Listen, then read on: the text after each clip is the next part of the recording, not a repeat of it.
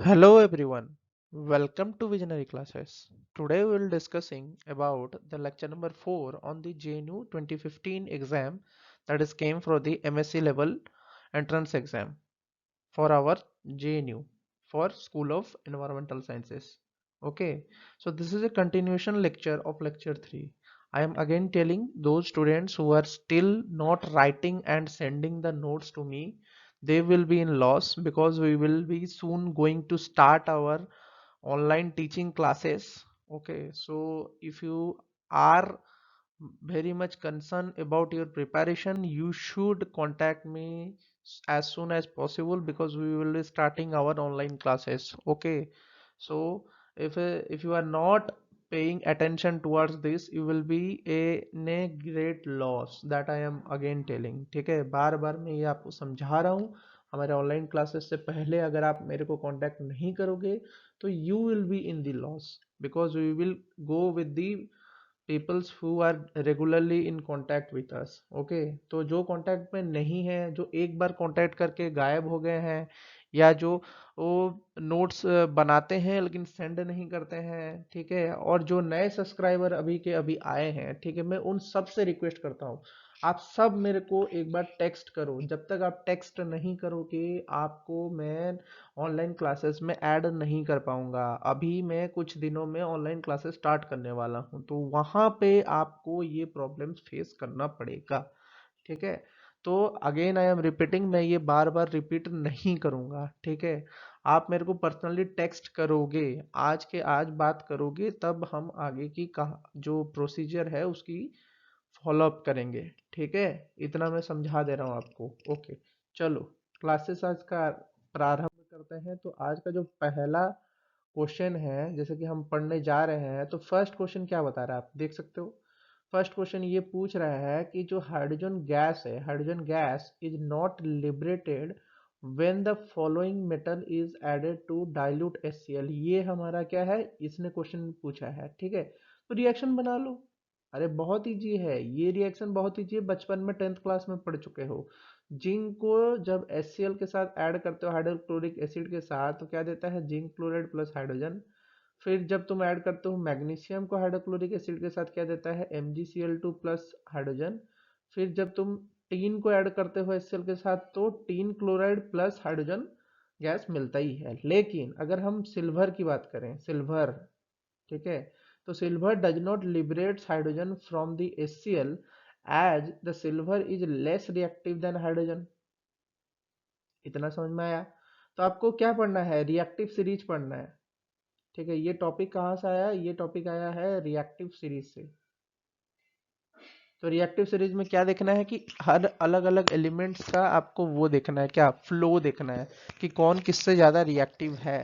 ठीक है, ये आपका काम है, ये मैं नहीं बताऊंगा, ये आपका काम है। जो बच्चे सीरियसली पढ़ रहे हैं वो कमेंट बॉक्स पे मेरे को लिख के बताएंगे कि रिएक्टिव सीरीज में कौन सा एलिमेंट किसके पहले आता है और कौन सा एलिमेंट किससे ज्यादा रिएक्टिव है।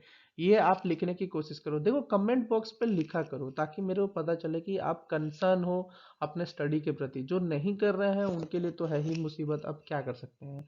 हमको तो वही बच्चे चाहिए जो सीरियस हैं अपने स्टडी के प्रति। ठीक है, तो आप वो बच्चे बनने की कोशिश करो। ओके, तो आगे बात करते हैं। So moving on to the next question. So in the next question they are telling that how many orbitals are defined for the cell when n equal to 3। ठीक है, तो n जब 3 है तब आपका कितने ऑर्बिटल्स होंगे इसकी बात कर रखी है। तो when n equal to 3 वो बोल रहा है, तो then क्या होगा कि नंबर ऑफ जो इलेक्ट्रॉन्स है उसका डायरेक्ट फॉर्मूला हम लगा देंगे 2n²। ठीक है, फॉर्मूला है, बताने की जरूरत नहीं है, this is the formula. 2n² directly लगा दिए तो ये क्या होगा, 2 × 3 का स्क्वायर, दैट इज 2 × 9, जो जिसकी वैल्यू कितनी है, 18। इट मीन्स दैट 9 ऑर्बिटल्स में प्रेजेंट है। क्यों भाई, एक जो अपना ऑर्बिट है उसमें एक अपस्पिन इलेक्ट्रॉन होता है, एक डाउनस्पिन इलेक्ट्रॉन होता है, तो इसी तरीके से अगर 18 इलेक्ट्रॉन्स को डिवाइड करोगे तो 9 होगा। ठीक है, फिर अगर बात करें कि अगर n इक्वल टू 3 होता है तो उसका azimuthal quantum number l equal to 0, l equal to 1 and l equal to 2 होता है। तो L इक्वल टू जब 0 होता है उसमें कौन से इलेक्ट्रॉनिक कॉन्फ़िगरेशन मिलेगा, 3s का मिलेगा। जब L इक्वल टू 1 होगा वहां पे 3p मिलेगा, लेकिन 3p का भी डिवीजन हो रखा है ऑर्बिटल्स का, ठीक है। तो 3p x ऑर्बिटल होता है 1, 3p y ऑर्बिटल होता है 2 एंड 3p z ऑर्बिटल होता है तुम्हारा थर्ड वाला, ठीक है। उसी तरीके से जब 2 होगा तो आपका 3d ऑर्बिटल्स की बात हो रही है, तो इसमें कौन कौन से होते हैं, D Z square, D X square minus Y square, ठीक है, ये X square minus Y square है। फिर आपका डी एक्स वाई है, डी वाई जेड है एंड डी एक्स जेड है, ठीक है। तो ये आपका क्वेश्चन था, ठीक है। तो इसमें आप मिला कितना कि 1 प्लस 1 2 3 प्लस 1 2 3 4 5, तो तीन टोटल कितने हुए, 9 हुए। तो आपका आंसर अगर डिटेल में आप देखना चाहो तो ये 9 होगा।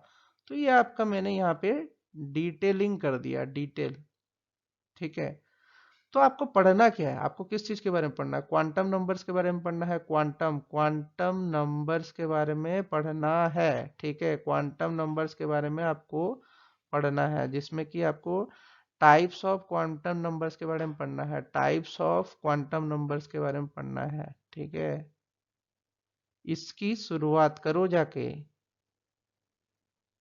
टाइप्स ऑफ क्वांटम नंबर्स की, ओके, समझ में आया। तो ये क्वेश्चन आपको समझ में आया, इसमें मैं कुछ नहीं बोलूंगा, ये टॉपिक मैंने आपको समझा दिया है। अब आगे आपका रिवीजन का काम है। कमेंट बॉक्स पे भी लिख सकते हो, देखो कमेंट बॉक्स इसलिए बना है ताकि आपको वो हेल्प कर सके, okay. So in the next question we are discussing that कि what is the total number of pi bonds in the following compounds, this is the question. So यहाँ पे आपको एक देख रहा होगा ऑर्गेनिक कंपाउंड, ठीक है, जिसको मैंने यहाँ पे लिख दिया है। अब फॉर्मूला क्या होता है कि जो सिंगल बॉन्ड होता है उसमें एक सिग्मा बॉन्ड होता है, ठीक है, और जो डबल बॉन्ड होता है उसमें एक सिग्मा और एक पाई बॉन्ड होता है। जो ट्रिपल बॉन्ड होता है उसमें एक सिग्मा एंड दो पाई बॉन्ड होता है। ये रूल है, दीज आर दी रूल्स, ठीक है, दीज आर दी रूल्स। तो इसको आपको समझने की जरूरत है कि ये रूल्स जो है ये कैसे आ रहे हैं, ठीक है। तो ये रूल्स अगर आप समझ गए हो तो ये बना लोगे। देखो यहाँ पे सिंगल बॉन्ड है 1 पाई बॉन्ड, ट्रिपल बॉन्ड है 1 पाई 1 सिग्मा 2 पाई, ठीक है। फिर यहाँ पे वहां यहाँ पे भी 1 सिग्मा है, यहाँ पे भी 1 सिग्मा 1 सिग्मा 1 सिग्मा 1 सिग्मा 1 पाई 1 सिग्मा, ठीक है। आपको समझ में आ रहा है। तो यहाँ पे आप देख सकते हो कि 2 पाई है और यहाँ पे 1 पाई है, ठीक है। आपको दिख रहा होगा ये दो जगह जो दिख रहा होगा, ठीक है, यहाँ पे 2 पाई और यहाँ पे 1 पाई बॉन्ड है, तो दोनों मिला के कितने हुए, 3, ठीक है। तो आंसर 3 है, इसलिए तो ये नई बात नहीं है कुछ। आंसर वॉज वेरी इजी, ठीक है, क्वेश्चन इजी है, आपको इतना घबराने की जरूरत नहीं है। लेकिन अगर आपका +2 साइंस क्लियर होगा अच्छे से तो आप इस चीज को कर लोगे। कोई इतना हेवी टफ वाला जॉब नहीं है ये जो आप नहीं निकाल पाओगे, ओके। अगर बात करते हैं नेक्स्ट क्वेश्चन की, तो चलिए नेक्स्ट क्वेश्चन में वो क्या समझा रहा है कि नेक्स्ट क्वेश्चन में वो बोल रहा है कि which of the following transition is the highest energy transition, ठीक है। तो यहाँ पे जो मॉलिक्यूलर ट्रांजिशन होता है वो होता क्या है, देखो कि it takes place when an electron in a molecule are excited from one energy level to higher energy level, ठीक है। ये आप जानते ही हो, हमने पिछले कुछ क्लासेस में इसको कर रखा है कि जो हमारा स्पेक्ट्रम था ना, लेमैन, ठीक है, पैशन, ये सब वगैरह था ना, जिसमें कि हमारा एक्साइटमेंट होता था और फिर हमको ये डिफरेंट वेवलेंथ का लाइट मिलता था, ये आपको पता ही है। ये वाला चीज तो आपको याद ही होगा जो हमने पढ़ा था। तो उसमें आपको स्पेक्ट्रम जो लाइट पढ़े थे तो उसमें हो क्या रहा था कि एनर्जी, एक एनर्जी लेवल से दूसरे एनर्जी लेवल तक इलेक्ट्रॉन जंप करता था। तो ये वही कहानी है कि मॉलिक्यूलर इलेक्ट्रॉनिक ट्रांजिशन की वजह से क्या क्या हो रहा है, देखो।